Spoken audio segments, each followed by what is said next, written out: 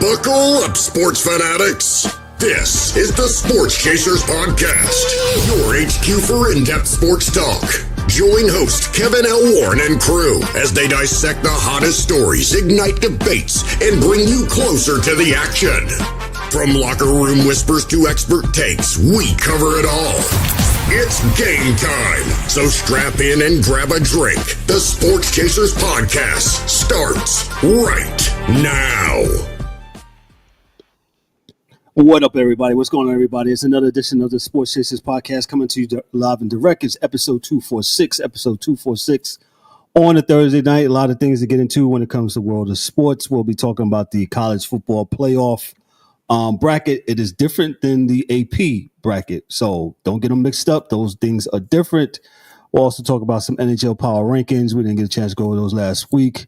NFL game today. Hey, there's actually a really good Thursday night game tonight. I can't believe it. I thought they flexed it, but nah, it was on the docket. It's the Commanders and the Eagles tonight in Philadelphia, so that should be a good one.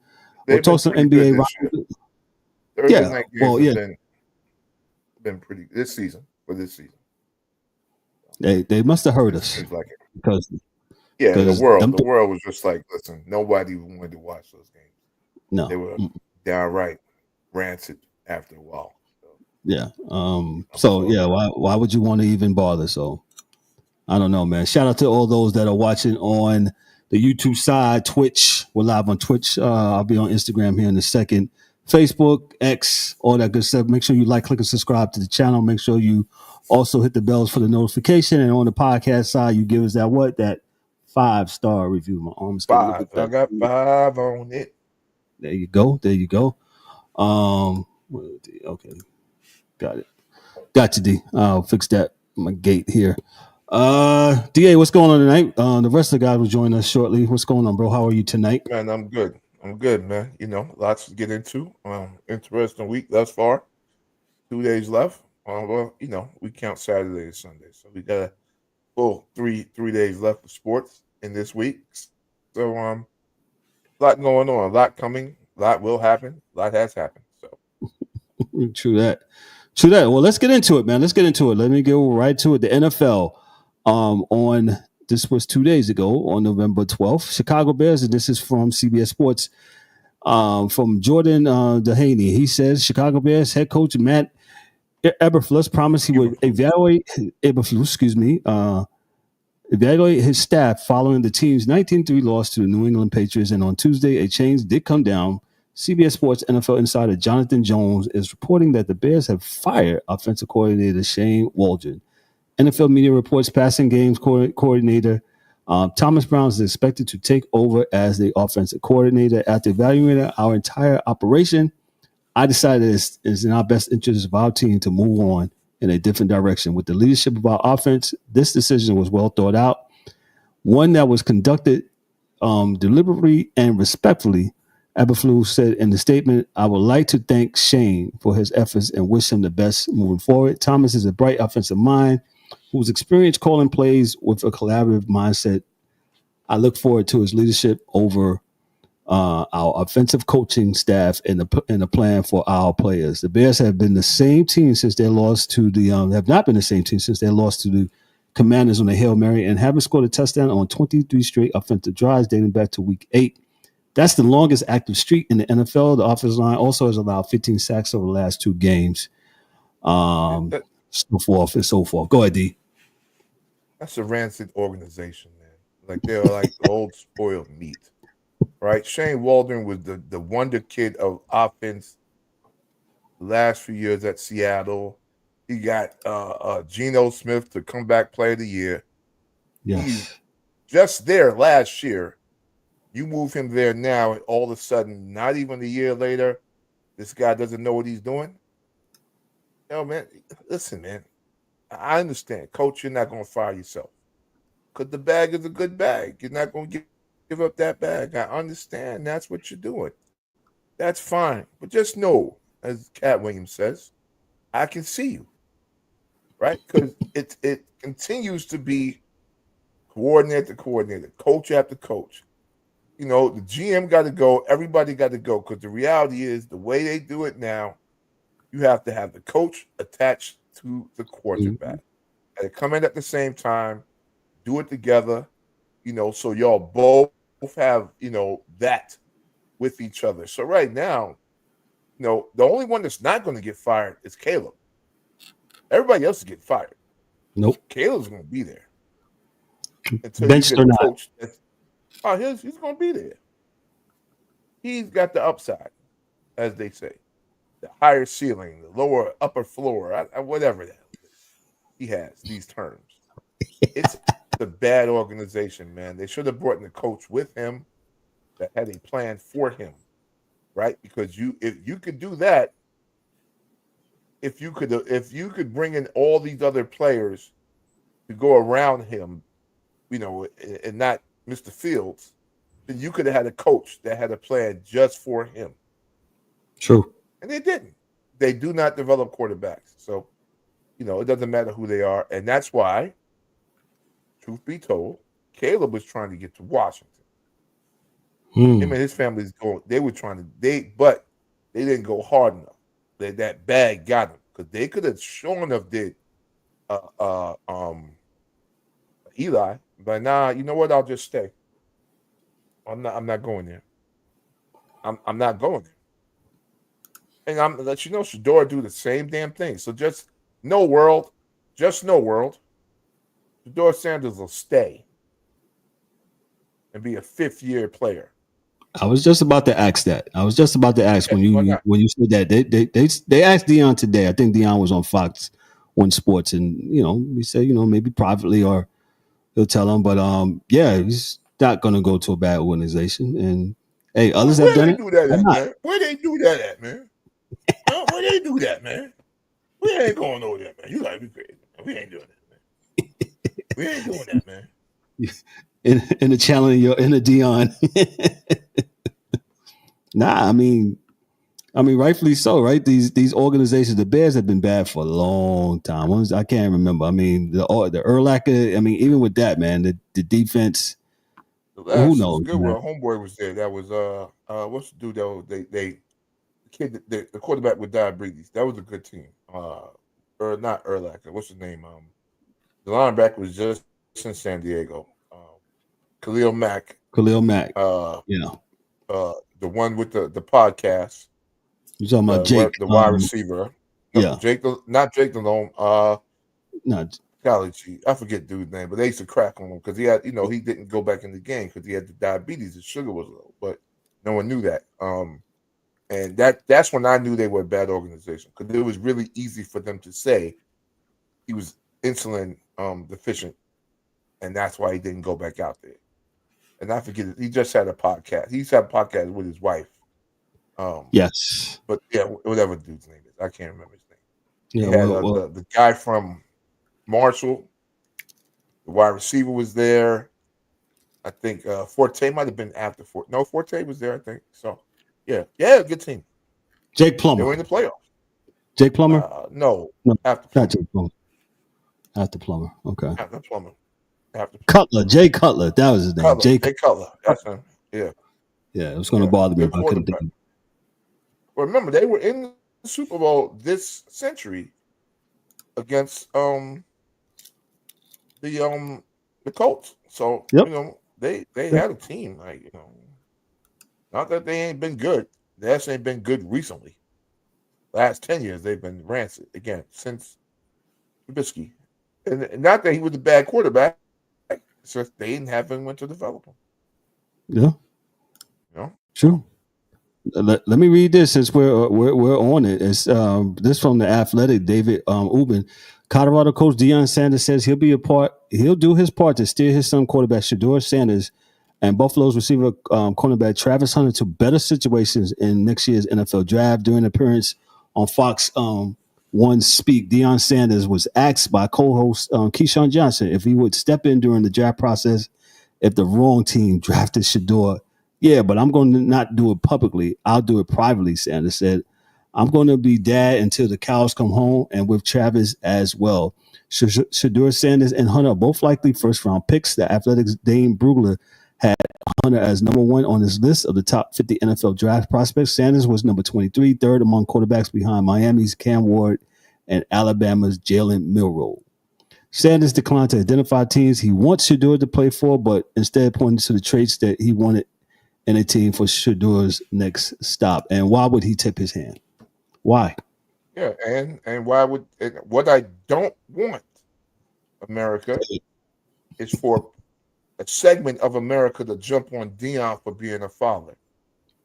Because no one jumped on Archie Manning, no one jumped on Mr. Elway, no one jumped on all these, and you don't know who made these decisions behind closed doors.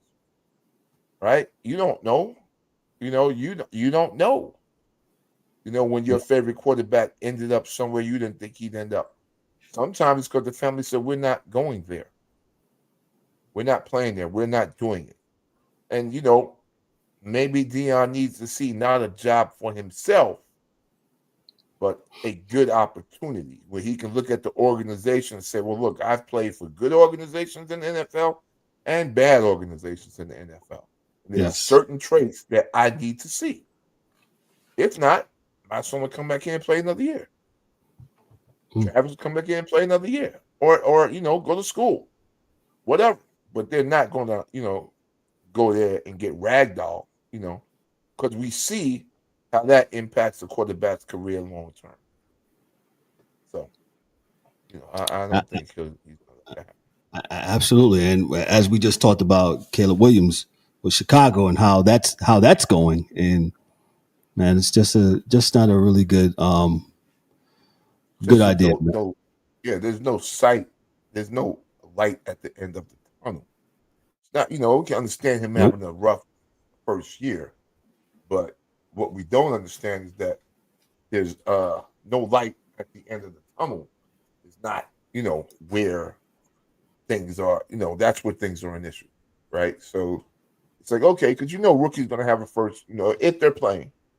But I'm almost sure Deion Sanders would probably want his son to go somewhere where he can sit behind somebody, and watch them play and watch them do what they do, so he can watch the organization kind of grow his son's development rather than, get thrown right on the field. Like, it's the bag ain't worth it, especially when you already grew up rich. The bag's not worth it. That's a good point. That's definitely a good point, man. So we'll keep an eye on that situation. Yeah, the Bears, D-Dubs talks about always trash organizations, and man, the Bears are vying for that, man. And how they do their quarterbacks and their organization, and firing people and don't have a good nucleus of. I mean, I think I don't want to say it's simple, but you always say, D, about how you build a team from the inside out. It's pretty simple.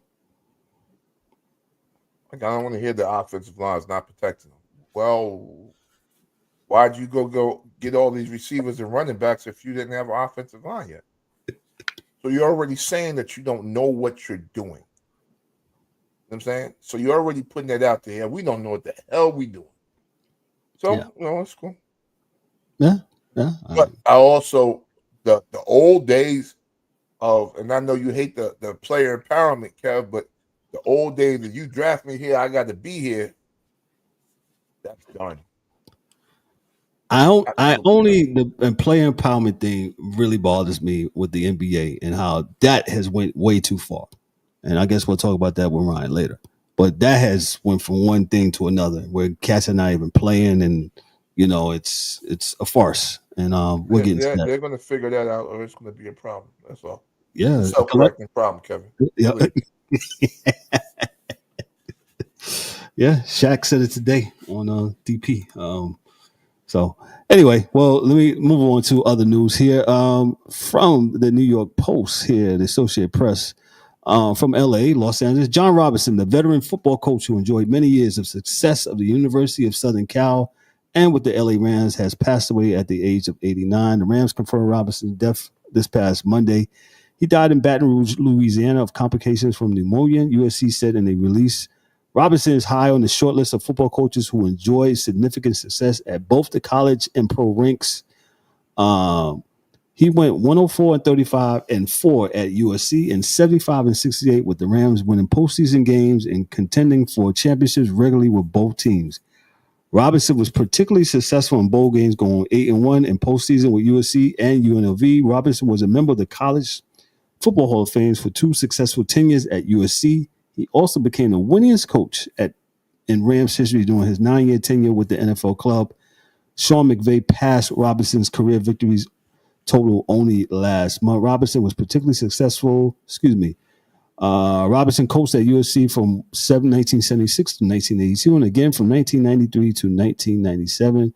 He never had a losing record at the school, and the Trojans won 5 conference titles and 4 Rose Bowls. Running back Charles White, Marcus Allen won the Heisman Trophy while playing in Robinson's relentless rushing offense. Robinson moved to the Rams in 1983 and reached the playoffs in his 6th of first 7 seasons, winning the 4 playoff games and advancing to 2 NFC championships. Robinson spent 6 seasons coaching UNLV and his second stint at USC, also serving as the Rebels athletic director. He was most recently a senior consultant at LSU from 2019 to 2021 during the tenure of head coach of Ed Oregon. I'll give it to you, D. Your thoughts. We lost the treasure there, man. Great coach, man. Yes. Yeah. Student body left, student body right. Great offensive lines. Great running backs. That was it. That's how he won his championships. You knew what they were doing, and you couldn't stop it. So that was both times he was there. Same thing. Both times. And we just talked about that, how he did what? Defense, and he ran the ball. And but how do we get away from that though? I'll wait. Yeah, well, people on TV telling you what the game is rather than you seeing what the game is. That's all. No one can tell you what's important. What's important is what's important to you.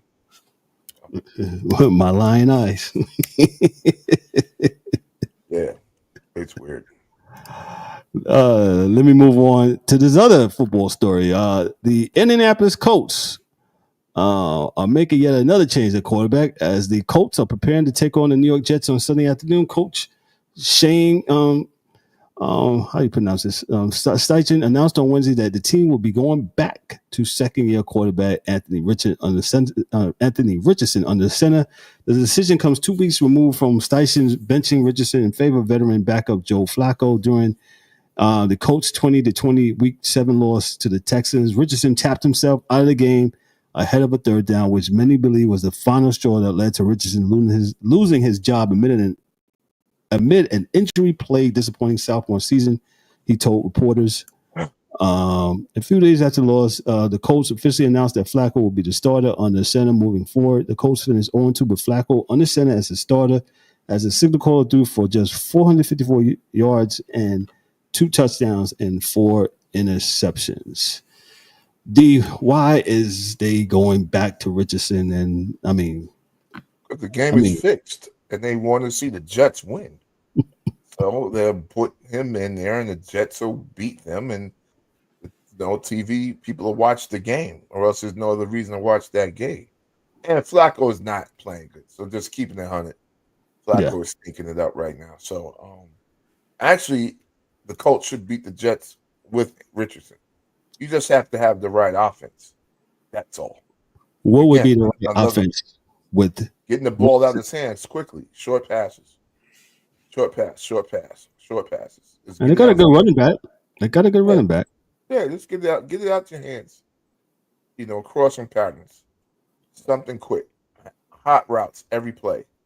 And then, once you run a little bit, maybe 15, 20 times, you turn around, and then you be able to use that big arm. But that cannot be the steady menu, right? For that kid, not yet. I don't know if they have a bunch of design runs for him, but that's how he's also getting a little banged up too.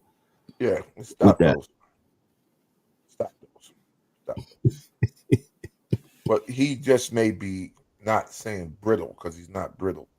Right. But he may, maybe this time off he saw some things, and that's the excuse they're giving you. That he sat out and now he knows what it takes. In 2 weeks, come on, man. That's why I say this game is fixed. Sometimes I know y'all be bugging, but I'm like, all right, well, they need people to watch this Jets game.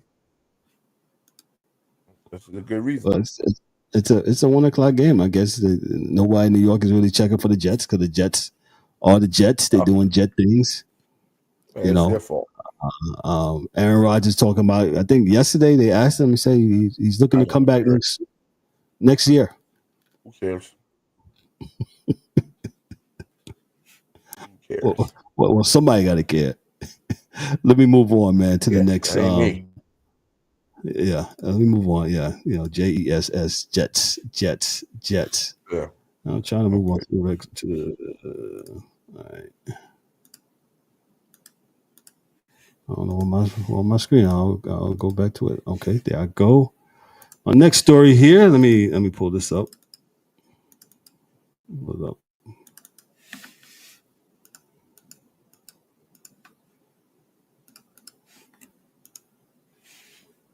Did I lose you, D? I'm here. I don't know. Okay, it's my bad. Let me just pull it up here. Let me get it. But get back to that story. Excuse me. I don't know. I don't know what the Colts thought with that. They didn't think. So it's all reaction. No. All right, I got it pulled up here from Yahoo Sports. Ross Dillinger, he says this. Months ago, Arizona athletic director Desiree Reed-Francois and her administrators created 26 different methods for how the university might structure its players' compensation system in the new era of revenue sharing. 26 models went to 10 models, then to 4 models, then finally to 1 model.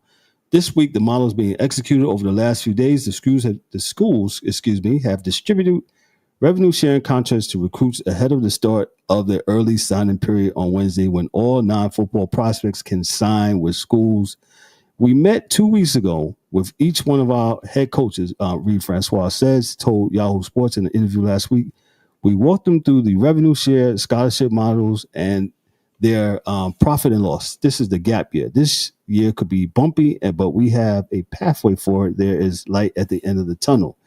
In a way, college athletics this week enters the next phase of its evolution into a more professionalized entity, signing athletes not to national letters of intent, but to name, image, and likeness agreements that guarantee compensation directly from the school to the player. The agreements, such as the 7-pay NIL contract from Arizona to its prospects, are contingent on the House settlement's final approval in April and its full implementation at the start of the 25-26 academic year on July 1st. Despite the caveats, these contracts are historic in nature. They kick off what is expected to be a messy transition period that will be dramatically change how athletes are paid from boosters, collective groups to the schools themselves. However, uncertainty looms. Athletes are expected to sign agreements with both NIL collectors and the school under a promise of compensation as part of a settlement that not even been formally approved. Many coaches are building rosters without knowing their revenue share amounts, in some cases their scholarship allotments and roster spot. I can read more, but I think we get the gist of this. My man in UNLV. So the dude in UNLV, right? The quarterback, he said he wasn't playing because he was promised a certain amount of money. I believe him. You didn't get paid. Yeah. And he's like, yo, you're not going to use up all my eligibility and I not get paid. This is pay for play. So this right here. Doing now. Go ahead. He said, this is what we're doing now. This is what we're doing now. Yeah. That's all. I think Arizona is absolutely nuts, man. So it's either they're telling that, giving that contract out to kids that are 3 stars, where Arizona is like their only choice. Because anybody else that got a option is going to weigh their option, right? So they're going to see what the heck this school's saying, right? Because not everybody's going to. And first off, they didn't play fair before. Nope. So what you Not think at the all. school's going to start playing fair now? Oh, because we officially say that we're giving Kevin $100,000? That doesn't mean that Alabama can say, yo, Kev, we're going to give you $100,000, and then Leroy is going to give you another $2.5 million. They're already giving the money out. You can't turn the spigot off. That was the issue. Once it starts, you can't turn it off. You can't turn it off.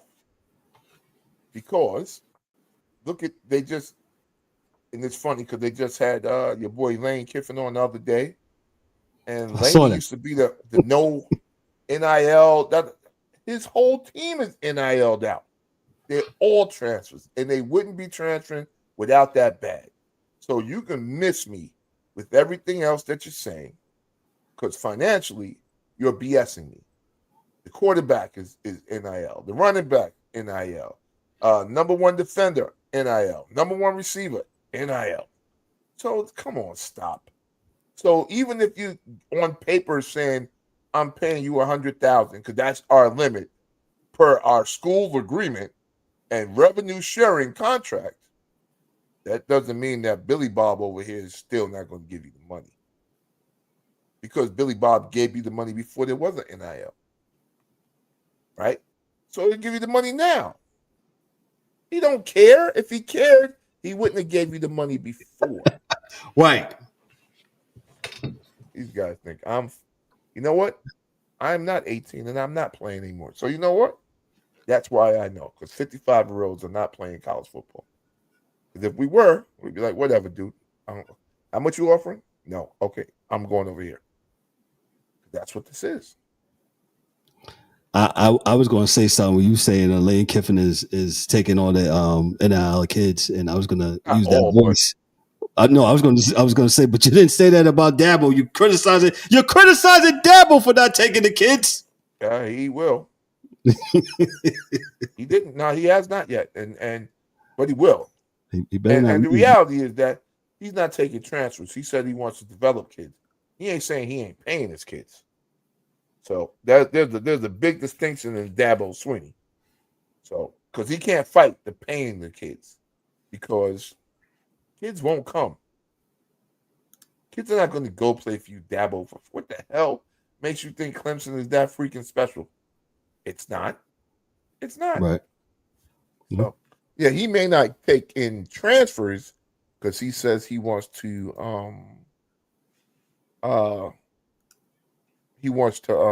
develop his players, which is fine until some booster says, "Hey man, I got this cat out of Georgia. He plays at Georgia State. Right. Yada right. yada yada. Let's do it." And then Dabo turns away like he didn't know, and next thing you know, hey, they got the quarterback transferred in from Miami. It's like, oh, okay. Because remember, Cam Ward got pushed. Someone else got pushed down that roster. Correct. Right? So he wants to go play somewhere too. So yeah, somebody jumped in the portal this year at Miami because Cam Ward came over there. And guess what the coach told that quarterback? Hey, man, listen, I know I recruited you, but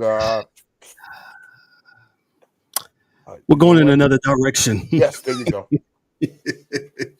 And you're like, what? But coach, I've been here 3 years, busting my ass, man.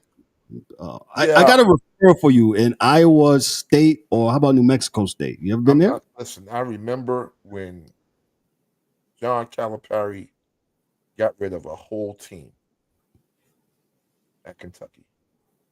In between the John Wall teams and the Anthony Davis teams, there was another team there with Ryan Harrow and some other dudes, and he told all of them, look, I got these two twins coming in next year, Harrison dudes, and so I need some space, and I will help y'all go to other schools. I'll help you, and that's what he did.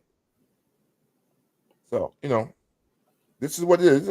It's been a business, man. So yeah, it's just now out in the open, and now we not got Range Rovers and all the place and talking about, hey, the dealership gave it to my my son's father's uncle. Listen, man. No. It's never been that. Eric Dickerson had a gold Trans Am in 1972. Period. That's it. That's it. Let's move on to the other story. Our last story for the Sports Chasers weekly news update. And this is from Awful Announcing. Awful Announcing just says this. The college football playoff has finalized their plans for the 2026 as the sport continues to face upheavals and uncertainty following years of conference alignment.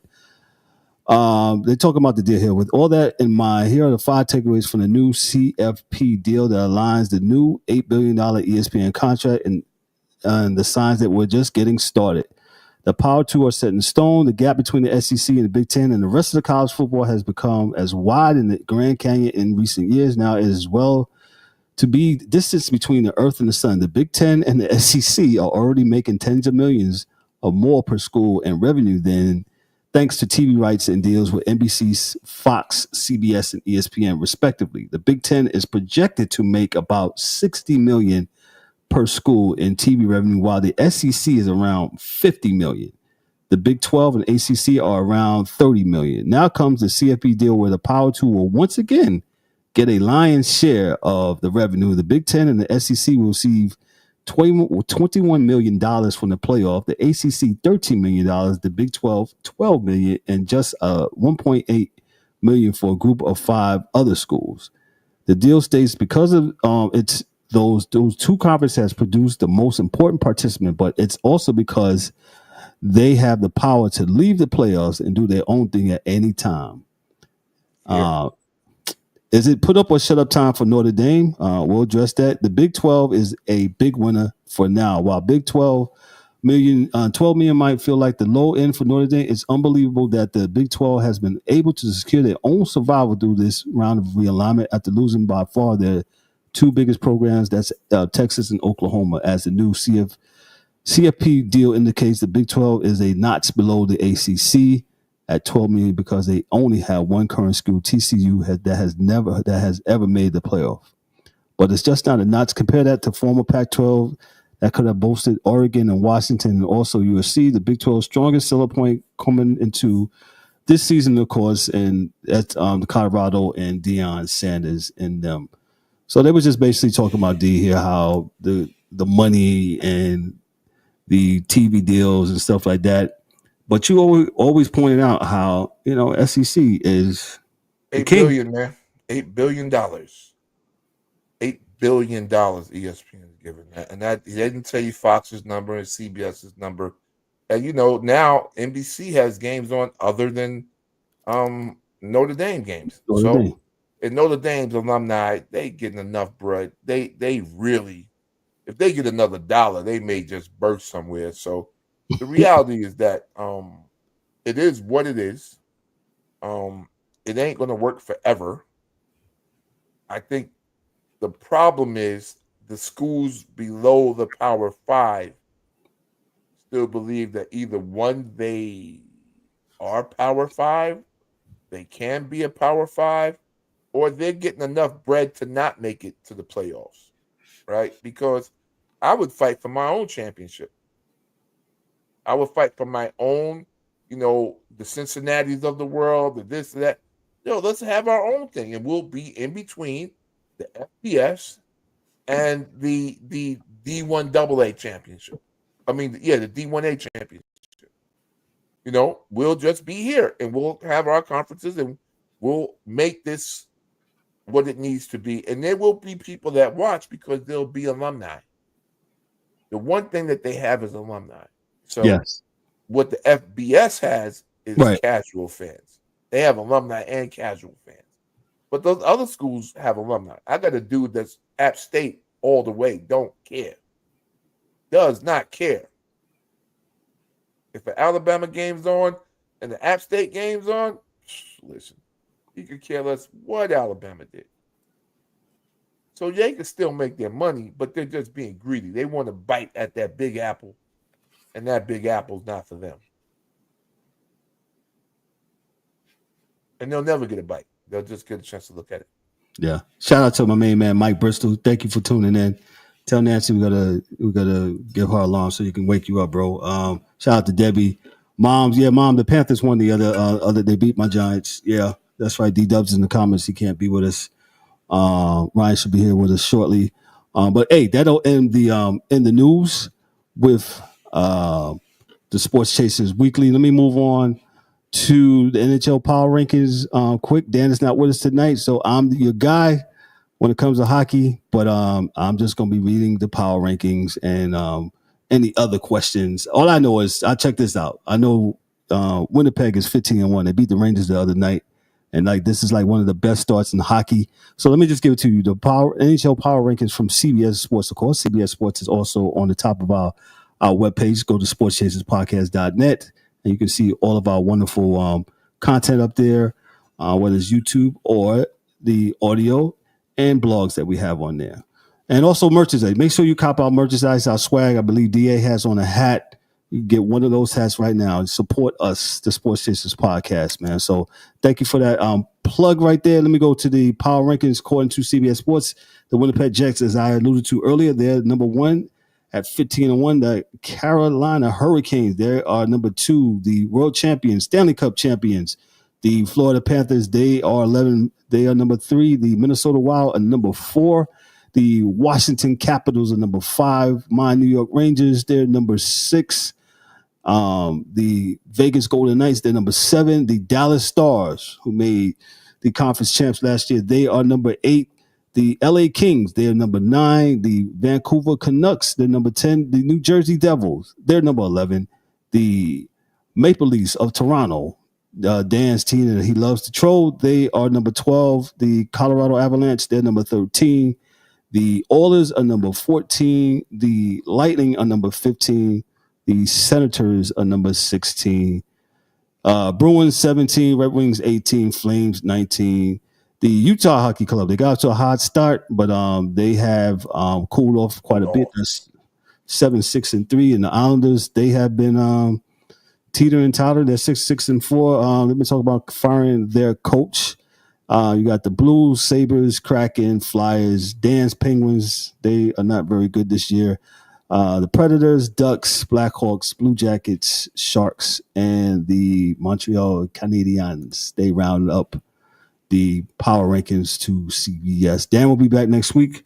Well, he'll go into more depth about the NHL teams. And like I said, the Winnipeg Jets are off to a hot start. And the Cleveland Cavaliers, I think they're 13-0. They're off to a buzzing start in the NBA too. Good team. Yep. New coach. It's not so much the team as is. The only change is really the coach. So that's it. So Kenny Atkins. Mike Bristol says Crosby may sign with the Sabres. Yeah, I think so. Yeah, he wants to win another one, man. Hey, why not, man? Yeah, why not? They are sure enough sellers. Yeah, already, right? From the seller. Well, seller from the seller. Yeah. Let me go to the so like I alluded to earlier, the college football AP top 25 is different than the college playoff ranking. And that's because you have at-large bids and all that. So let me just run this down real quick. And me and Dave, we're gonna talk about this rankings and what does it mean. So Oregon's number 1, and this is the college football ranking, not the AP top 25. Ohio State's number 2. Texas is 3. They're 8-1. Penn State is number 4 at 8-1. Indiana is number 5 at 10-0. BYU is number 6 at 9-0. Tennessee is number 7 at 8-1. Notre Dame is number 8 at 8-1. Miami is number 9 at 9-1. Alabama is number 10 at 7-2. Ole Miss is 8-2. They're number 11, and Georgia is 7-2, and they are number 12. So as y'all know, the top 12 teams, they make it. The first 4 teams, they get a bye. I believe Georgia and Tennessee play this week. Yeah, well, one of those, Georgia would be out if it happened today because you got to get that Power 5 team. Would be 12. I heard somebody talking about, hey, even if Georgia loses, I was like, no way. 3 losses? Come on, dog. I mean, I get it. I know they play in the SEC, but geez, 3? Nah, I can't see that, man. No, they won't. Listen, when you finish, No, go ahead. I got you. Cause I want to put up the schedule as we go along with this. Go ahead. I'll give everyone a correlation between story before last and the last one when Kevin talked about the money from the TV spots and who was getting the most money and why. Big Ten, SEC, middle of America folks are buying tickets and going to games in the cold and everything else. Yes. That is why the rankings you have now have all those, let's say, untested Big Ten teams up at the top. I think there's 3 or 4 of them, right? I don't think any team there has played more than one hard game this year. Right? So thus far, okay, Ohio State has played 2. Well, I won't say they're 2, but we'll say 2, right? So they lost to Oregon and they beat Penn State. Penn State hasn't beaten anyone of note. Neither has Indiana. But good stories, middle of the country, big watching and viewership.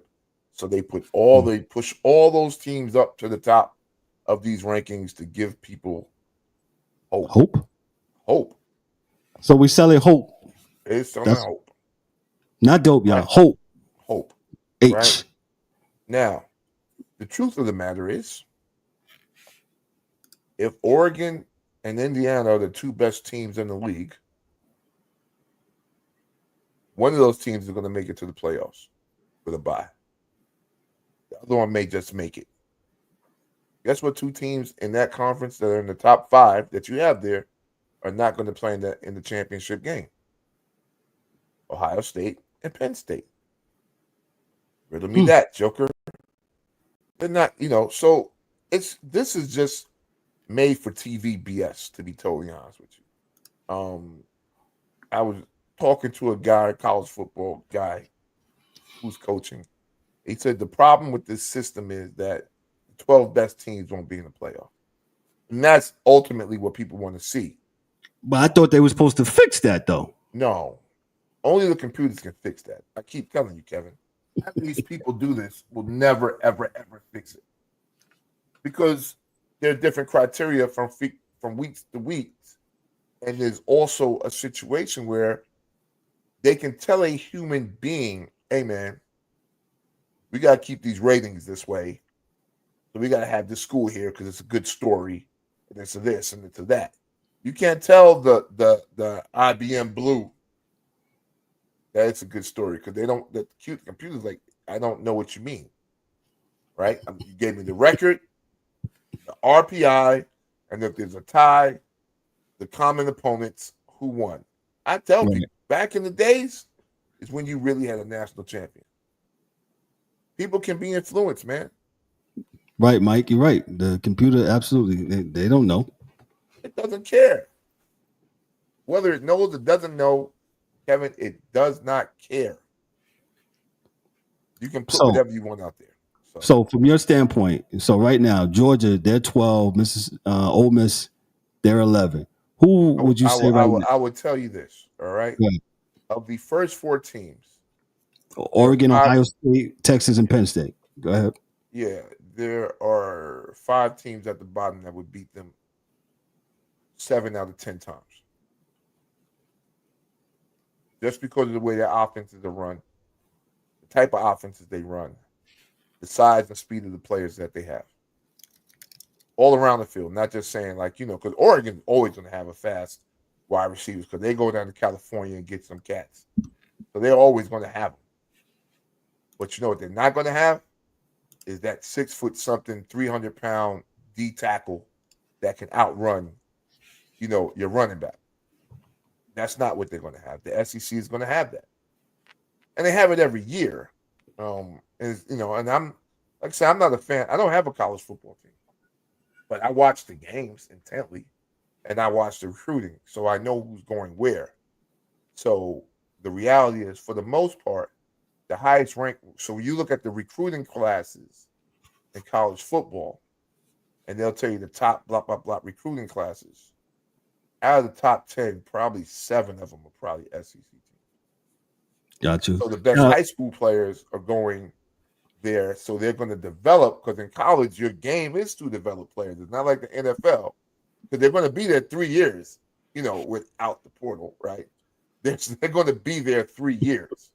So your job is to develop. And that's why you don't have that's how you can have at one time at Miami, Gore, Peyton, what's the dude's name? Portis.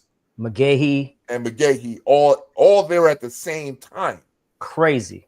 Yeah. At the same time. They came in different years because they have to stay 3 years. They have to be there. They've got nowhere to go. Nowhere to go. So they develop players. So if you're getting better high school players in, right, they're going to become better college players. God willing, no injuries. Now going to the pros, things happen, right? Because that's a matter of heart, right? That's a matter of wanting it, because you're throwing another group of kids into the mix. The small, and I'm not going to say small, but medium to smaller size schools, Division II dudes, my man's son, Collier, up there with the Ravens, D2 running back. He's on the team.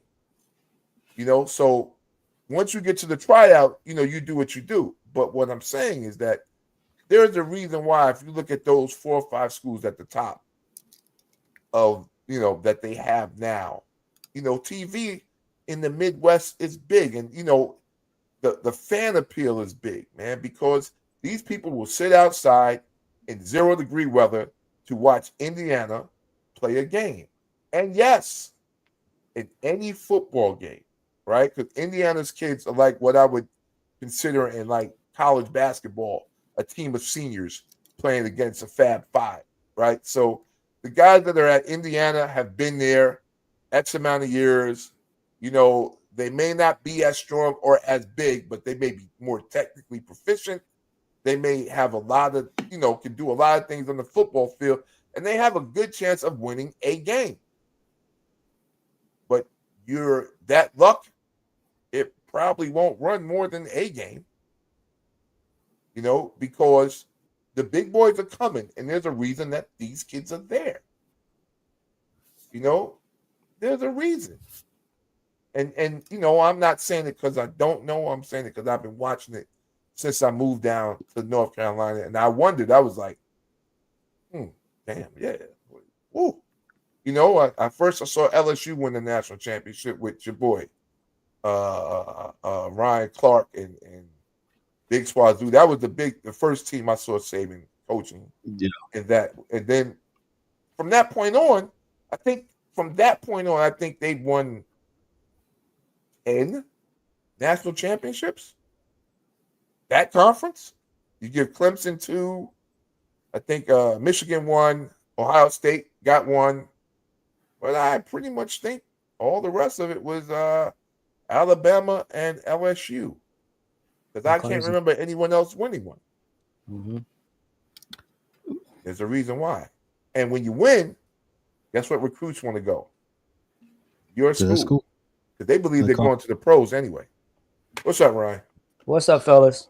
What's up, Ryan? Ryan, we're talking about the college football playoff. I'll just get a rundown real deal for you. Oregon 1, Ohio State 2, Texas 3, Penn State is 4, Indiana's 5, BYU 6, Tennessee is 7, Notre Dame is 8, Miami is 9. Miami dropped to 9, huh? Yeah. Yeah. Alabama's 10, Mississippi is 11, and Georgia is 12. And DA, before Ryan jumps in, before you said about Indiana, they got a bye this week. They play Ohio State the 23rd, then they play Purdue. So we'll see. So if they get their head straight cracked in Ohio State, they weren't that good. That's basically what it is. They weren't, it was a great story. But if they get their head cracked, if they play them even to a good game and lose, then I'm with them 110%, man. Because I like the offense. I like the players. I like what they're doing. Yeah. But they play Ohio and get their heads cracked in, then yeah, that's a problem. Yeah, got you. I hand it to Ryan. Ryan, your thoughts on the college football playoff list here as they got it? I don't really have any problem with it. I know everybody's kind of upset because Georgia's ranked 12th, right? But they didn't make the playoff. Yeah, they're not going to make it. Right. So, when you're, and look, DA is correct, man. The SEC has always been, Jameis won one. Florida State. Florida State won. Yes, ACC won one. That was actually last year was the SEC team playing in the ACC. That was Florida. Yeah. So, the SEC is always going to get the benefit of the doubt whenever there's 2-1. If you're comparing, if two teams have one loss versus two loss, the SEC is always going to get the benefit of the doubt. So because, like DA said, they're normally the powerhouse conference. They normally get the most NFL ready players. They normally have a lot of times they have the Heisman winners in that conference a lot of the time. So, it's going to be tough to get Georgia out of there. But if they lose another game, though, it's going to be hard to get them in if they have 3 losses. Yeah, I don't think they're going to beat Tennessee. I really don't. They're good, but their quarterback sucks. Yeah, he's not. Yeah, he's Beck is not that good. I think he has the most turnovers in the last 6 weeks or something like that. He's horrible. He's horrible. Yeah. So I don't have a problem with it. I actually thought Miami was going to drop a lot further, to be honest with you. They lost to Georgia Tech, yeah. Yeah, they lost to Georgia Tech because they've had so many close calls. But the thing is that saving Miami, right, is the narrative of they got one of the top Heisman guys in Cam Ward. And Cam Ward saved them like 3 games already. They could legit have 4 losses. You know what I'm saying? But because he's a Heisman candidate and he's doing all these heroic things and and saving Miami, it's just a good narrative. You know what I'm saying? And obviously they still play. It's not as good as the SEC. I'm not going to debate the ACC is better than the SEC, but it's still a power conference. And if you know what I'm saying, if you win your conference title in the Power 5, you're gonna get one of those top 4 seeds.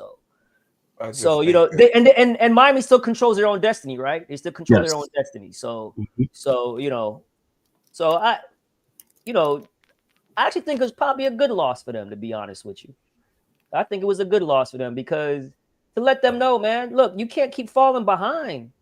Yeah. Every game and thinking that Cam Waters is going to save you all the time. You know what I'm saying? Like they know it now. Exactly. They know it now. And and they got to shore up that defense, man. Look, against Georgia Tech, what they passed for 30 yards? They passed for like 30. They were bringing the backup quarterback to pass. Like you knew when the QB1 was in there, they weren't passing. Dude, man, just go 1-on-1 and just stack the box. Yeah, I know they're doing the read option and things of that nature. But come on, man, they almost rushed for like 300 something yards. It was ridiculous. They manhandled them, and that's the biggest problem in football. Where we always say, guys that play, don't let one loss become a second loss because the next team sees that you got manhandled, right? So all they got to do is tell their offensive line, yo, look, we can. And of course, on the other side, Cristobal has to do his job and puff his dudes up, right? So they know, we can't get ran over like that again. So that's when coaching, as Mike said, that's where coaching matters. You have to be able to do that. I believe with this ranking thing, Miami's a great example where you had a team that was 3. And it was a bad loss, right? Because Georgia Tech is not a ranked team, right? But just storm me out. Penn State lost 2. And that wasn't even a good game. Get a good loss, a bad loss to Ohio State. The game was trash. It was not a good game. And they only dropped 1 spot. And this is why I tell y'all. Well, This shit right here is made for TV to get you gassed. Hey, listen, it's all gonna shake out differently when they do the last 12. And people, they're doing it like this for a reason. So when they do the last 12, everybody be surprised and mad and like, hate us or love us, as Darryl says, as long as you talk about us, we're good. Because it still doesn't make a bunch of sense. Like I said, the top 4 teams, 5 teams, 4 of them being from the Big Ten, there's a possibility 3 of them won't even be in the playoffs. And 2 of those teams are definitely going to be Ohio State. If they don't beat Indiana, is not going to be there. And Penn State won't be there because it'll be Indiana playing Oregon. Who would have thunk it? Yeah, and the other schools, those other 2 schools are not knocking out. If Georgia beats Tennessee, they're not knocking them out. Yeah. They're not. And Go ahead, man. And it's wide open, man. There's like no dominant team. Anybody in this 12 can win it, bro. Because there's no dominance. I don't believe it. I mean, everybody wants to, prop up Oregon, and rightfully so. They're number 1 and deservedly so. But they can be had. I don't they believe. They only had one hard game. They had one hard game this year. Like, and trust me, everybody wants Georgia out of there.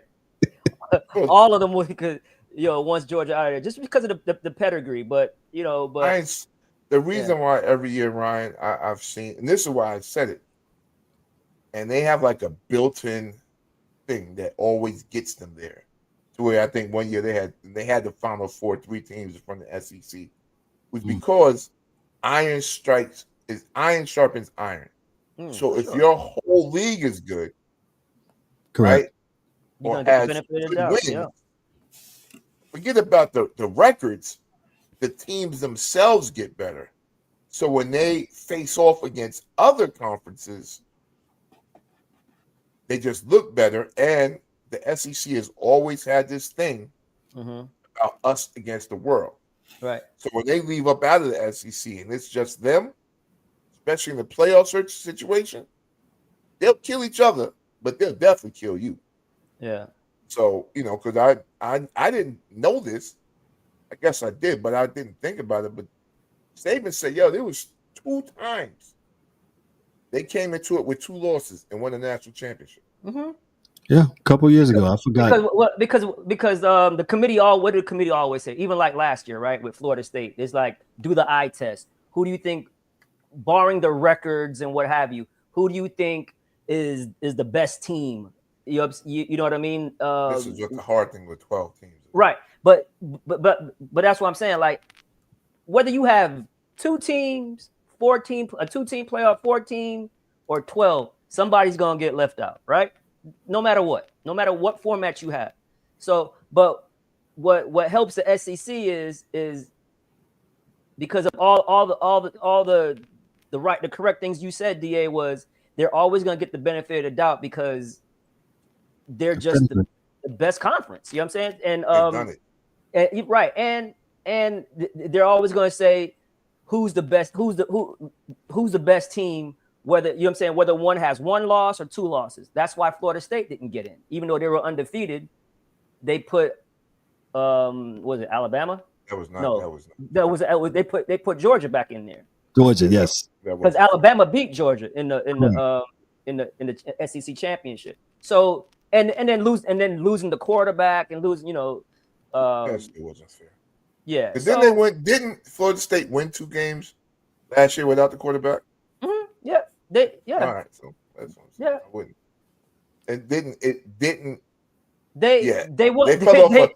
They fell off a track this year. But they won the ACC championship without the quarterback. Yeah, I mean, so title game. You know what I'm saying? I do not. Yeah. Like I don't give that's committee. Yeah, the committee loses all credibility just for that. I bet you the computer would have had Florida State in that damn game. Of course. Yeah. Right, because it would have been, like I said, man. I know I sound like the super nerd, and I'm not, But I'm letting you know, the computer is going to give you better matchups. Now, they're not going to give you better TV ratings because that's probably why they stopped. They're not going to give you that. Right. But they are going to give, for football fans, they're not going to give them what they want, but they will give the casual fan something. They will. Mm-hmm. They will. Shout out to Miss Harden that's watching. Mike Bristol said Alabama plays 9-1 Mercer this weekend. Yeah, that's a bye. Yeah, don't watch that. Might find something to do now, but don't let the wife know that game is on, because she's gonna make you do something. So when she comes into the room, put both hands on your cheeks like you watching the game, like yo, you see, honey, you see, yo. Because if not, man, you run into the store. Not just run into the store, you're going to the store with her. And every married man knows that is HE double hockey sticks, bro. Yeah. DA, let's get to your segment. When we run errands or not. This is pretty simple, man, this week, man. Okay, real. What you got for us? All right, so if I were you, and I'm not you, I could watch the Utah-Colorado game, because Utah, those Peloponnesians out there, they go hard. And they're not going to lay down for you. I'm just letting you know they go hard out there. All right. So then the Clemson-Pitt game, if you're Dan, should be a pretty good game. Now, Pitt is no longer ranked. Yeah. But I think they can give – now, Clemson's not a bad team. But I think they can give Clemson a good game. All right. So I think that's good. Tulane-Navy is probably going to be real competitive. Yeah. Because Navy's going to cut you at the knees with, running that option. And the linemen just run up to you and drop and roll into your knees. It sucks, but it is what it is. And lastly, the last game I would watch if I were you, you know what? If you're bored, you can watch Virginia and Notre Dame, but I don't think that's going to be a game. LSU and Florida, no longer a game. That used to be a big-time game back in the days. Missouri and South Carolina, 24-23. South Carolina has something to play for. That should be a very good game. And, of course, the big one would be Tennessee, number 6, high-speed offense, athletes all over the field, against Georgia, who has a great defense, and their quarterback is shaky as shaky gets right now. They're going to be doing a lot of running the ball on Saturday. But I don't think that plays into their favor because Tennessee plays 9 defensive linemen. So, and one of them used to come to my house in the daycare, Big Up David. So, Big David. They run 8 or 9 defensive linemen in. So, you running on them is probably going to be pretty hard. But, dog, look at the size of that Georgia offensive line. It's 6'7", 300-something pounds. There's got some men. Average. No, that's not men. Those are cartoon characters. So, it's some real different-ish out there, B. Believe me when I tell you. And they're getting bigger. Like, they got 7-foot guys coming in. So, A bad basketball center makes a hell of a good left tackle. So, it doesn't take you much, man. You could be a D3 center and be a rich left tackle. Okay. That Clemson-Pittsburgh game, where is it? Is it in Clemson or is that Pittsburgh? It's at Pitt. Pittsburgh. Is that Pitt? Man.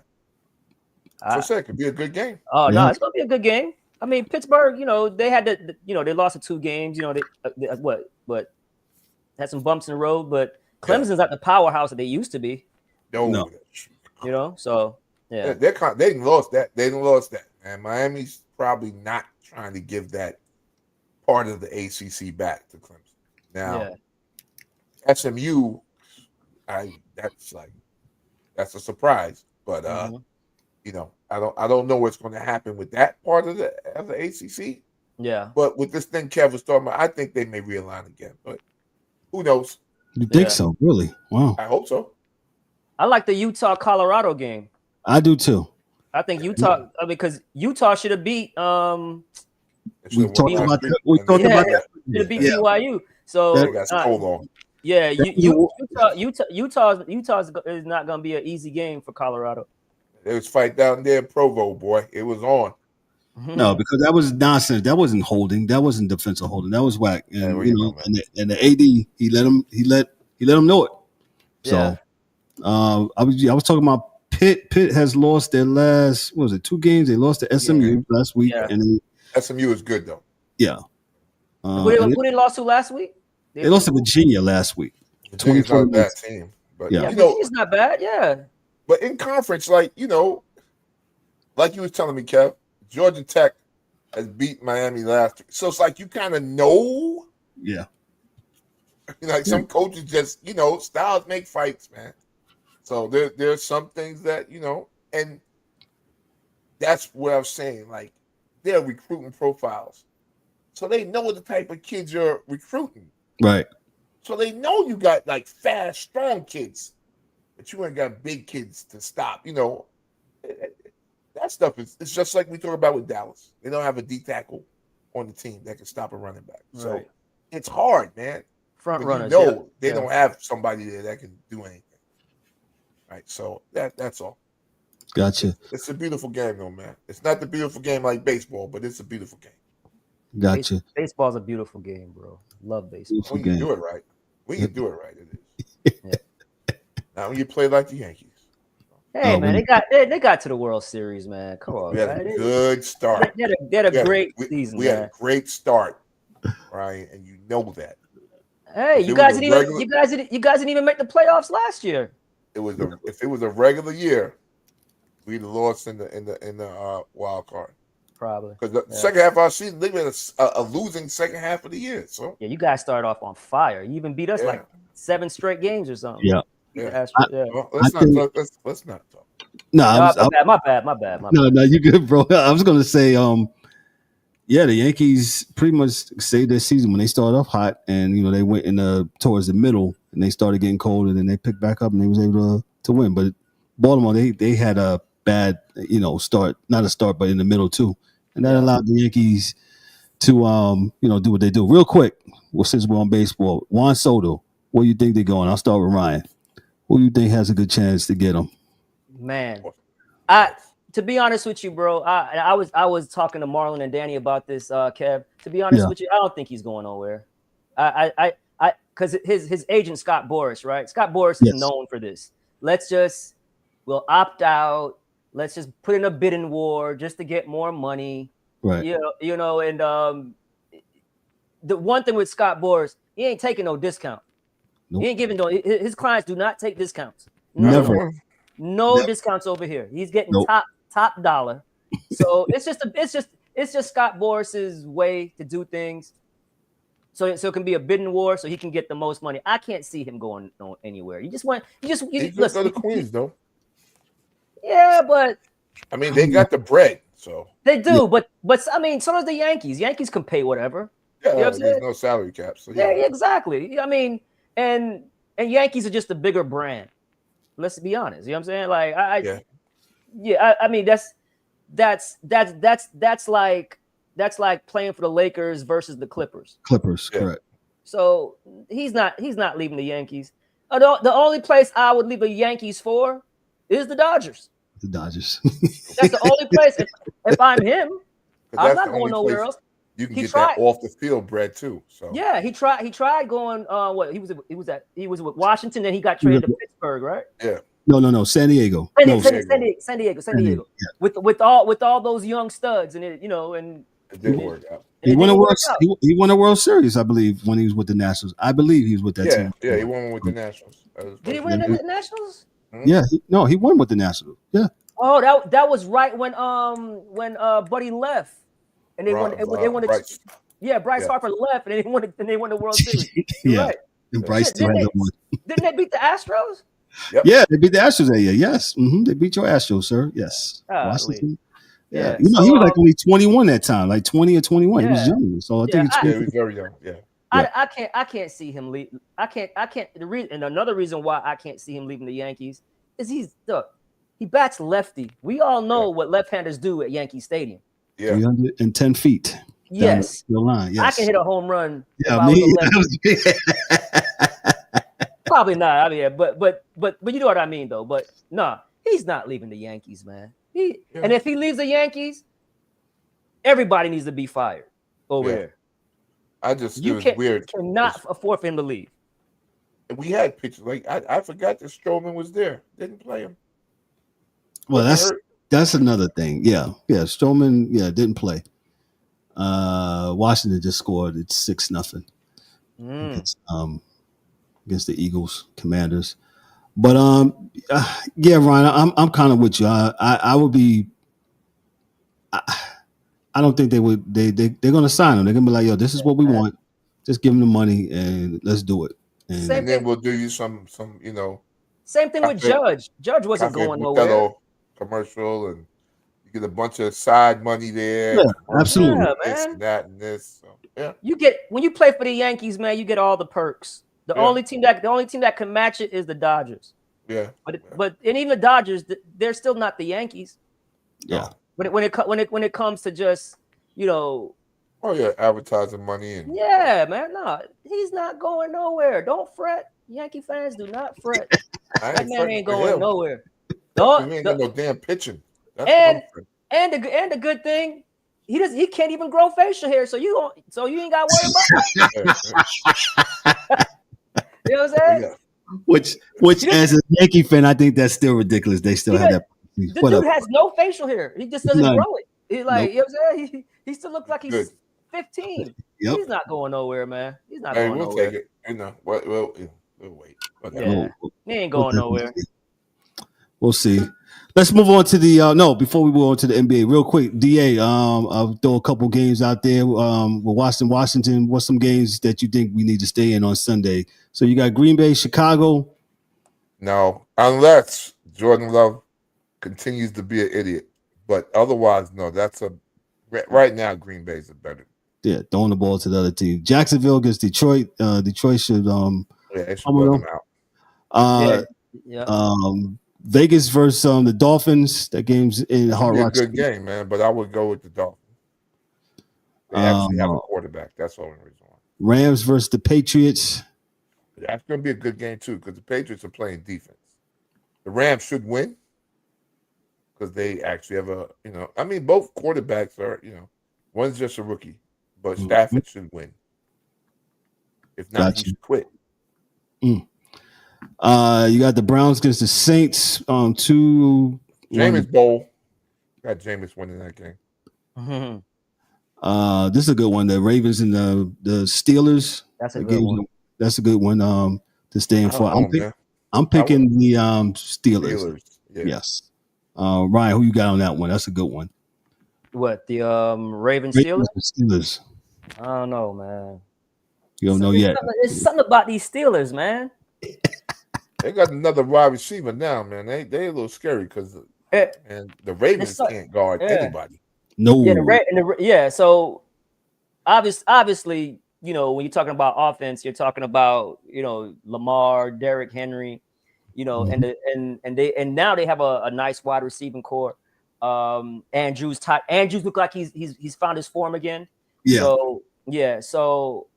But it, for some reason, man, it just looks like with the Steelers, man, they just look just super confident.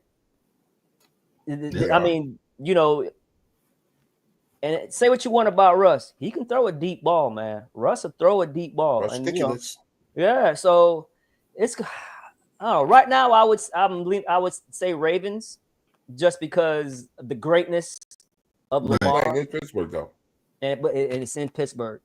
Yeah. It's in Pittsburgh. No, that's gonna be a bare knuckle fight. Yeah. Right there. Oh yeah, Michael. I love Lamar. I just think that their defense stinks. That's all. Yeah. You never really think correlate the Ravens with bad defense. Bad defense, correct. Yeah, they've always had a great defense. Yeah. Yep. Yeah. But now Ray, Ed, those guys are not walking back in that line.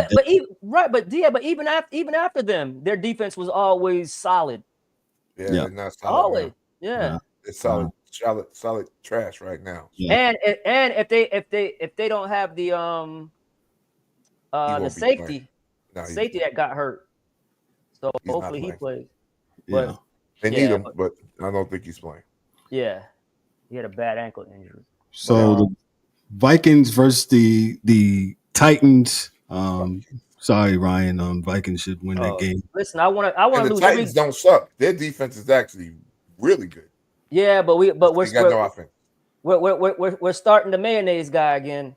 He's getting a start. Every time I look at that commercial, bro. You got no one else, so ridiculous, man. I don't know who your backup is. So the Colts versus the Jets. Aaron Rodgers said he's coming back next year, and Anthony Richardson is starting that game. The Falcons against Denver. I think that should be a good game. Cousins against Bo Nix. Denver. Yeah, I'm picking Denver on that one. Your Niners are home against the Seahawks. I guess we'll win. Yeah. Okay. Then you got I'm not betting against the Chiefs. Chiefs against the Bills. You too, Ryan, right? I ain't betting against them dudes, dude. I'm taking the Bills because I'm behind in this damn pool. Yes, you are. That's why we can't say who we're picking. People can go and change their picks. I know Dan listening. Dan, I'm in the lead, Dan. I done caught you now. I know that's why Ryan's being very political. I don't know. Yeah. I know good and well who I picked. Yeah. The Bengals against the Chargers. It's gonna be a good game. Yeah, that's the Sunday night game. Yeah, you know what, man? Go ahead. Joe Burrow's a heck of a quarterback. Okay, sounds like a wide receiver. Mm-hmm. That team is hot garbage. They don't have a running back, a defensive line, or a linebacker you can name. Why did they get rid of anybody in the secondary you can name? I'm telling you, they're going to get got. San Diego's going to get them, and I'm not a Herbert fan. So, yeah, we know. They're going to get him. Yeah, we know. And it's in San Diego. So LA. Excuse me. They moved from San Diego. Yeah, we know out there in the left coast. Got you. And the last game, Houston against the Dallas Cowboys. The game's at night, so the sun should not be an issue. Yeah, but they ain't got a quarterback.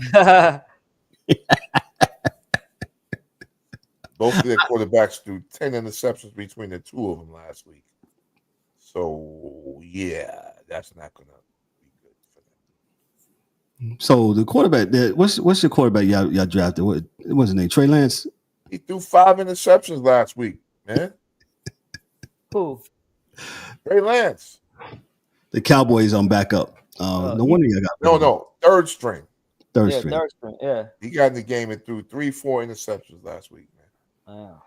Yeah. Well, maybe there was his son. No. Okay. I'm just saying. I mean, everybody else was talking about the son, man. Only the receivers that catch the ball care about the son. Quarterbacks don't care about the son. Oh, okay. I'm just trying to make sure that everybody's good, man. Let's move on. And that's the games you should be in on Saturday and Sunday for both the NFL and college football. Let's move on to the NBA. Ryan, the Cleveland Cavaliers are hot. Mm-hmm. Atkinson. Bottom. Let's go ahead. Hey, they're passing all the tests so far, man. It looked like Evan Mobley is taking another step. Yes. Also, too, right? The whole thing in the offseason was Garland and Mitchell didn't want to play with each other and this and that. But that that could have came from other teams or other people leaking certain things and trying to break them up. So because they have the bigs, they have the guard play. Now their wings are a little suspect. They got Strus and Strus can shoot it, they just again, sometimes, man, you make a subtle change, like, well, not a subtle change as far as getting a new coach, but that was a big change. Sometimes a coach can only take you so far, and they need to hear somebody else's, message. So so he's doing a great job, man. And they're playing together. Everybody looked like they know their role. Their bench is nice. Levert's coming off the bench, giving them a punch. So they're deep. Oh, man. They're deep. They're talented. They're long. New coach. Yeah, so everything is. Hasn't lost. He's been fired.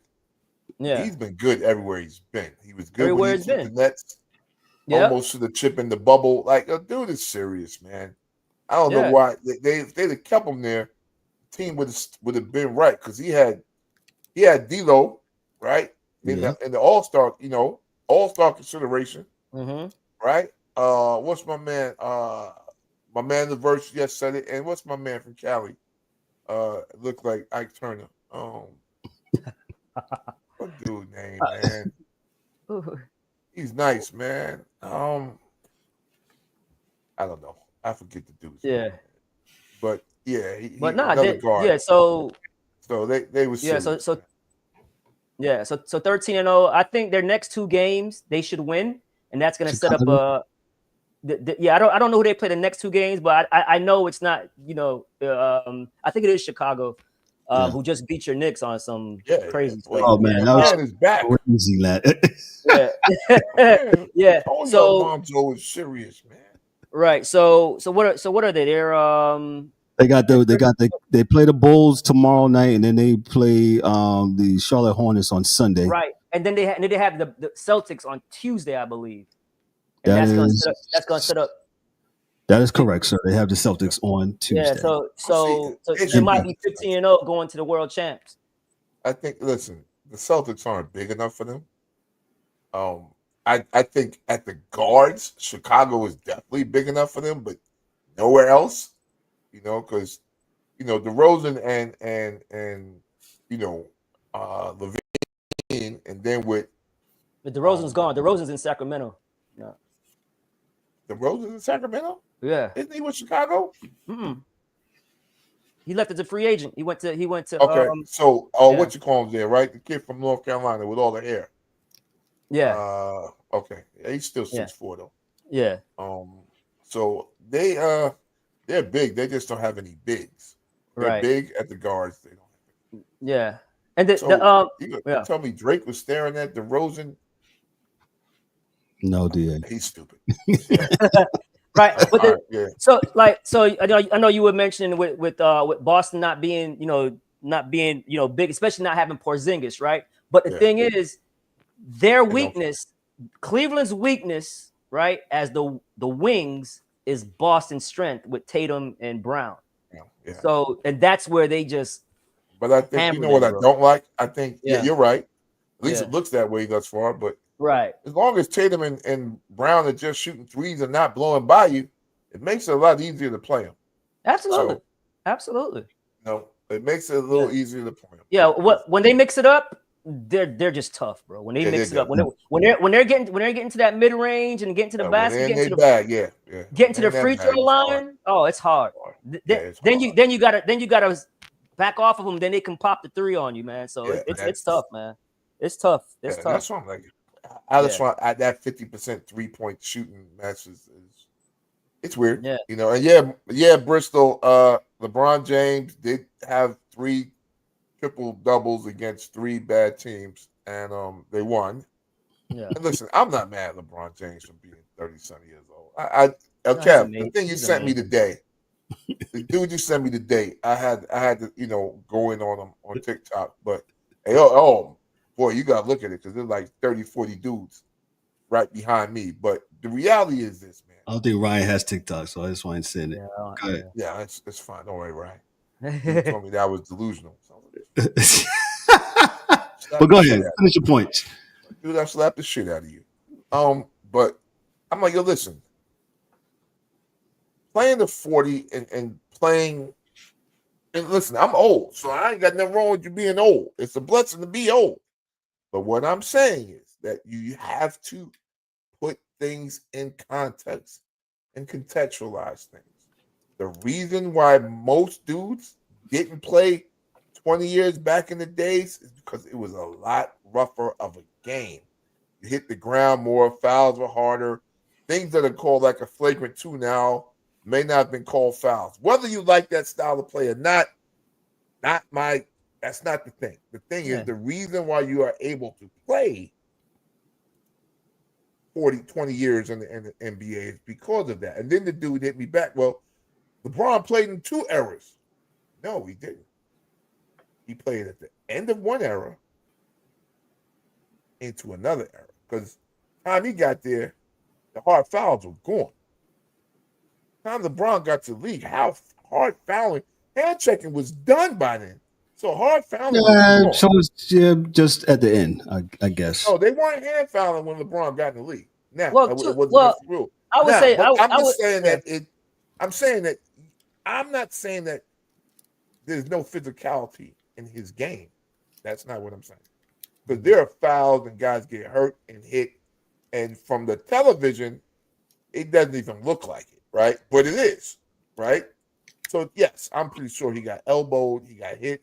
But what I'm saying is it wasn't over the majority of his career because he was always the biggest, fastest, strongest, right? And he never caught a charge. He just run you over, you know? So with that being said, it's a lot easier to play that long in this era as opposed to eras previous. I'm not saying it takes away from what he's doing. No, yeah. I'm just saying that it makes it a lot different. That's all. Right. Yeah. The game is different, man. Yeah. And that's all. Go ahead, Ryan. Yeah. And to piggyback on what you're saying, I mean, nobody can argue that 90s basketball was way rougher and stronger. Even the 2000s, the early 2000s when he came in what 2003. 2003 when he came in, correct? Yeah, 2003. It was a physical game in 2003. Oh, yeah, it was physical, but it wasn't even like the majority of his career. Right. Even 2010. Okay, that's when they started changing the rules a little bit. And that's when you saw the Golden State start to take off, right? When they start changing these rules with the hand check, and now you can't rough up these shooters and things of that nature. But the thing that's amazing with him is all these years, really, there's still soft tissue injuries. There's still, you know what I'm saying? ACL, MCL, Achilles. I thought you was going to say all these years he still can't shoot. All right, go ahead. Yeah, no, I'm just he's shooting, but he is shooting his highest 3-point percentage this year. So, but what he's doing is just remarkable, man. In my opinion, I got no problem with it. Yeah, it's remarkable, man. Because wait till you can't play no more. Yeah, exactly, man. Like so it's crazy, and again, and it's also evolution, right? Better technology, better medicine. Yeah. So it's hard to compare errors, man. It just is. Bro. I really don't. Thank you, Ryan. That and let me just get this real quick because I know a lot of people think I hate this guy. I don't hate LeBron James. Some of his theatrics and that he does, I don't particularly care for it. I think he's a great player and stuff like that, man. But people trying to compare, it just drives me crazy because you can't compare eras of basketball now to what it is. I just looked it up. Hand checking was eliminated in 2001, 2002. That's when the league got rid of, not hand checking, illegal defense, where you can check where you can check your man, and then they let zone into place. That got eliminated. So a lot of the rules have changed, and I think people get this caught up. Hey, during that era, like you said, the Knicks, my beloved Knicks, used to play games 78 to 76. That's not true either, man. Those are all things that people say. Not the scores are not that low, right? There were some games here and there. Sometimes I'm not saying they were all the time. The highest scoring 120. Game, that's for sure. But the highest scoring game of all time, up to last 5 years ago, was in 1989 with the Denver Nuggets against the Detroit Pistons. So there was scoring games. No, but what I'm saying, 80s basketball was up tempo. yeah. So Yeah. what I'm Yeah. saying is Showtime, all that stuff. Yeah. that my point is this, man. There are certain things within the game that allow a player, as well as what you said, Ryan, diets, technology, yes, travel, right? yes. You're not. Absolutely. I told you guys. I got a story. My mother got me Dr. J's autograph. My uncle, he was going to get on a regular flight to a game. Like he came from playing the Nets, was going back to Philly. Bam, regular. I mean, this dude must have had his knees up in his chest upon that flight, man. You know what I mean? But I'm just saying that to say that there are a lot of reasons why, and the biggest problem I have is not with LeBron. It's with LeBron fans, because whether people want to believe it or not, Michael Jordan had never said anything about LeBron. Never. It was his fans started coming at him, and I'm like, why? Y'all need to be talking about Magic. Don't talk about Mike, because their games are not the same type of games. But I started hearing on the, LeBron is better. I'm like, whoa, wow. What? Who started this narrative? Michael Jordan's done playing. They're never going to play each other. Unless you're playing on 2K, they're never going to play each other, man. The game is different. Today I heard two reputable guys on TV talk about, do we have to make the court wider? Do we have to make the basket higher? What do we have to do, to bring more excitement to the game? With dudes running plays again, doing everything now is the same play. You run off a pick, catch it, you shoot a three. Yeah, Wemby scored 50 points in 27 minutes last night. 50 in 27 minutes. It's not his fault. Something's got to be done, or else LeBron's net numbers are going to get done in within the next 10 years. No, like for real, like because there's no option for Wemby out. He's the nuclear option, and there's nothing you can do. There's nothing you can do. There's no player. And he's learning the skyhook, so that there's actually nothing you can do with that kid, man. No, he scored 50 points in 27 minutes, man. The only thing with him, he's just got to stay aggressive. Yeah, well, there's times where he just act like he doesn't have a motor at times. Just stay aggressive, because I mean there were even some games this year is you can tell sometimes the double team bothers him a little bit. That's because he's still young and he's still developing. Yeah, he's 2 years in and he doesn't have the strength and the body yet. Oh, right. He puts that on, boy. And I hope he don't put too much on. Right, you don't want him to put too much on. But as far as just strength-wise, so you can still be strong and not be, overly gaining muscle and all that stuff. Just be wiry strong, you know what I mean? So right. Yeah. No, he's phenomenal. And he plays D, so that's why I give him. I got you, Mike. But the reason I can't give no love to Luka is because Luka don't play no D. He's telling you he's not playing no D. In the off season, he's smoking cigarettes and eating pierogies. He's not even coming back in shape. Like he's ready to play. So if he did that, that's Drazen. He's Drazen 2.0. Forget Larry Bird. He's Drazen. Because Drazen would bang it on you. So, he come back in shape, he's Drazen. For sure. No doubt. Ryan, what else you got for us? We see my main, what's his name? Giannis scored 59. Was it 59 the other day? Was it Giannis? Yeah. Doesn't bother me. They still should have lost the game. The dude missed 2 free throws that would have clinched the game for him. Yes. Against Detroit. I mean, they were down by 20 to Detroit. They're in trouble, bro. Milwaukee Bucks are in trouble. Cade is nice, man.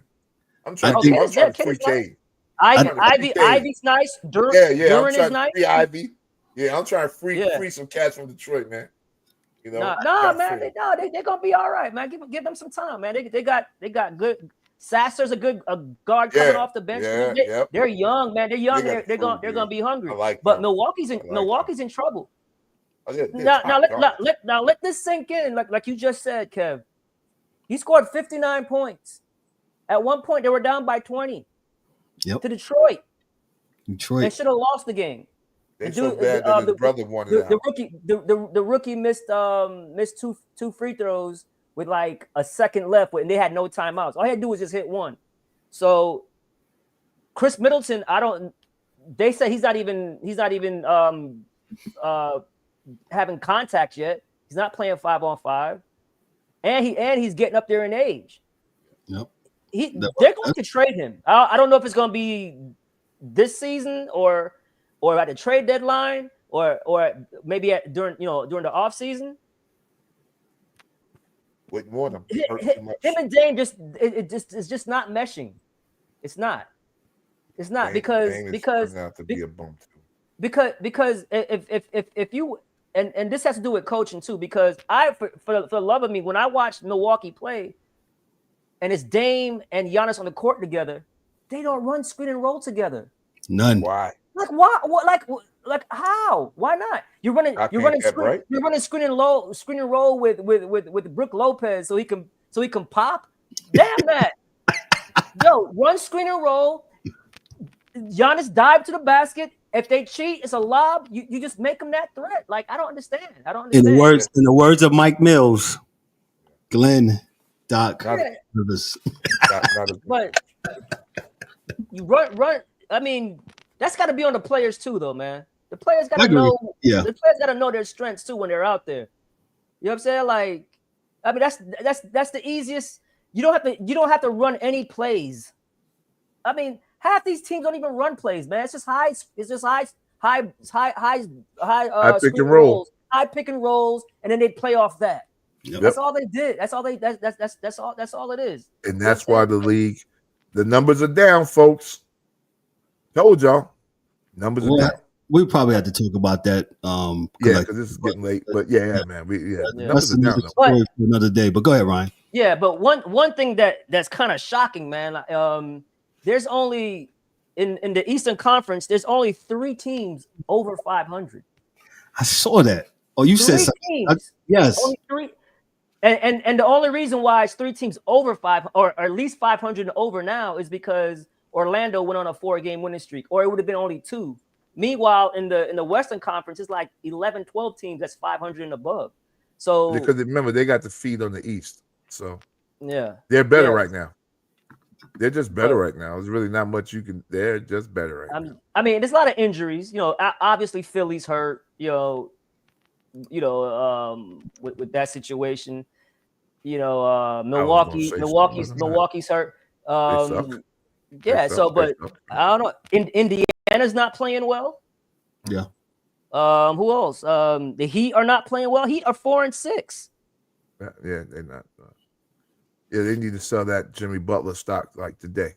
Yeah, like get something today. The Knicks are 5-6 and in 4th place in the Eastern Conference with a losing record. Yeah. So. Yep. And people will say, "Oh, the cat thing ain't working." I say, "Yo, relax." It's not that. No, Cat's playing unbelievable, man. Listen, no, he played great the other night. We all know Cat was never a defensive player, so now all of a sudden people want him to be a defensive player when he really wasn't. You got Cat there. You got Cat Tibbs there. Has to figure it out. No, Tibbs got the contract. Let him figure it out. Yeah, you got Cat there to take pressure off of Brunson offensively, so he doesn't have to dominate the ball, and that's what he's doing.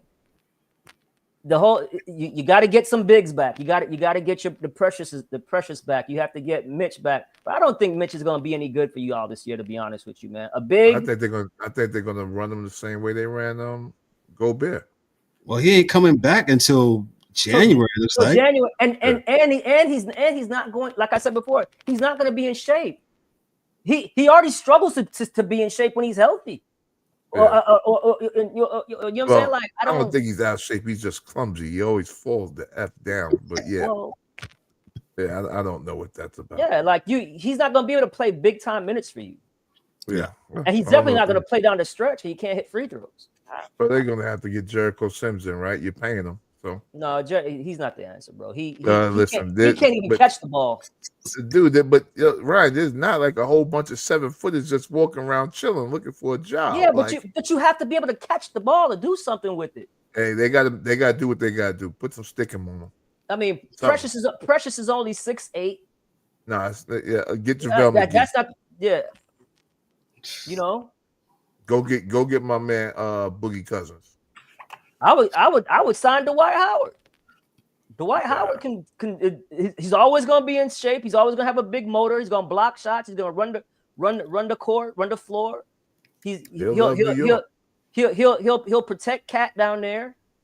I mean, y'all, you know, Cat has never been he blocks shots, but he blocks shots off the weak side. He's not blocking shots on the player. You know what I'm saying? So I like Boogie. But man, Boogie's done, bro. Boogie. Yeah. Boogie, he keeps telling that Boogie dream. Nah, he's done. Boogie's playing in China, bro, against guys who are 5'10". Hey, you get your check where you get it, man. Yeah, absolutely. But yeah, Boogie can't play in the NBA, bro. No, he's done, man. The Dwight out there too. Yeah. I think Dwight's formed. Yeah. Ryan, anything else before we get out of here? No, man, that's about it, man. More in-season tournament games tomorrow. So Friday, all the games are in-season tournament games, right, DA? Yeah. All right.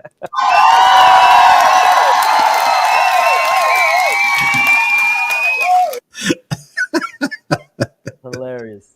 Yo, man, y'all guys is funny. Great show, man. We rocked on for an hour, 40 minutes, man. We talked a little bit about everything, man. Baseball, that's what we do, man. So, party shots, I give it to the DA. DA, what you got for us before we get on out of here? Boxing, DA, don't forget boxing. You and D-Dub's the boxing guy. You got the big fight Friday night. UFC too on Saturday. UFC, John Jones and John Jones out the rehab. Guys. That's about to do his thing. It's gonna be a good. Well, he's probably gonna beat Miocic. Yeah, he's probably gonna beat him because John Jones is far and away the best heavyweight fighting. He's the best. He's the GOAT, man. Yeah. And Mike Tyson thing. I'm not watching that. If it's anything other than Mike Tyson knocking that cat's head straight off his shoulders, I know it's fixed. That's it. Okay. That's all. I had a dude seating on Dan Patrick was like, "You crazy? You get Jake Paul 30 years younger than him." I'm like, you cannot underestimate how much better a professional athlete is at everything than everyone else. Why you think what's the dude, the white mama can go around the country and beat D1 players all day, every day in the gym? Yeah. Because that's just how much better they are than us. That's all. Absolutely. 100%. 100%. Hey, everybody crack is whack, man. That's my Ryan, what you got for us before we end? No, man, just good show. Good show, guys. And see you guys next week. Next week? You got it. I don't have nothing heavy. Thank you guys for chiming in. Thank you for all those that were in the comments chatting down. Thank you so much. Appreciate those on YouTube, Twitch. I forgot to put on Instagram tonight, but that soon come. And all that good stuff. Make sure you enjoy your sports weekend. Make sure, hey guys, the rest of the guys get your picks in. I think Ryan is winning the pool, as he stated before. That's why he want to give out his picks. But I got bro. Smart dude. Smart guy. Like, yeah. I'm not answering this guy. But hey, enjoy your sports weekend, man. It should be very good. Enjoy. Peace to Mike, E, D, Dan. Yeah, all the fellas. All the fellas, man. All the fellas, man. Thank you so much. Have a good night. On behalf of myself, I'm Kevin Warren, your host and moderator for the DA, and for Ryan and the rest of the guys. Yo, this is the Sports Chasers Podcast. Be good, be great. Have a blessed one. We'll talk to y'all Monday night for Monday Night Football Blitz. Peace. That's a wrap for today's episode of the Sports Chasers Podcast. Don't forget to subscribe on YouTube and your favorite podcast platforms, and connect with us on all social media channels for exclusive content and updates. We'd also love for you to join the conversation, share your thoughts, and become part of the Sports Chasers community. And remember to tune in next time for some more real sports talk. Until then, stay frosty.